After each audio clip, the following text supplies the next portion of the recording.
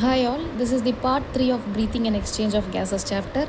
We'll see some of the factors affecting alveolar capacity, that is the alveoli which we discussed in the last class is the balloon like structure which helps in the exchange of O2 to the bloodstream.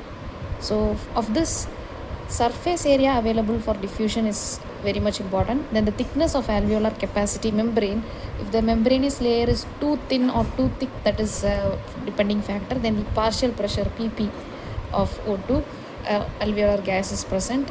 Then solubility and molecular weight of the gas is also important. Now coming to the exchange of gases, it is given partial pressure of N2 and O2 is being discussed here. You can also see about partial pressure of CO2 and O2. In arterial blood it is 40, and for arterial blood partial pressure of CO2 is 45, whereas for oxygen the arterial blood partial pressure is 95 and the partial pressure of venous blood for oxygen is 40. Now if we see the transport of gases of by Hb, 4 ferric ion, that is iron, and alpha and beta molecules along with oxygen, all these are the substances present in the Hb, that is our hemoglobin. So hemoglobin takes 4 oxygen molecules, it carries 4 oxygen molecules. The RBC, that is erythrocyte, will contain Hb and it lacks nucleus, so it is devoid of nucleus or it does not have nucleus, so that much amount of oxygen can be carried. So the space of nucleus is being reserved for the carrying of oxygen, and it has Hb pigment which is also responsible for the red coloration. Now we'll see the oxygen dissociation curve. If we see the oxygen dissociation curve, it is generally in the shape of sigmoid curve.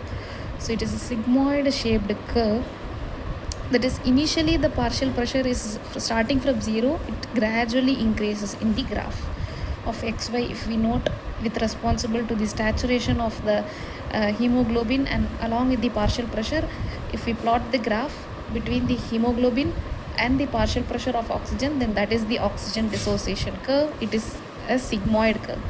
So 100% the lung carries capacity of oxygen when there is no work. When 75%, that is 25% of tissue and 75% of blood carries oxygen, then that is due to light work. When you are doing heavy or more work, then 50% of the and 50% of the oxygen is it's being divided between tissues and blood. When you're doing strenuous exercise, that is more work, then only 75% of the oxygen will be went to the tissue and only 25% of the oxygen is present in the blood.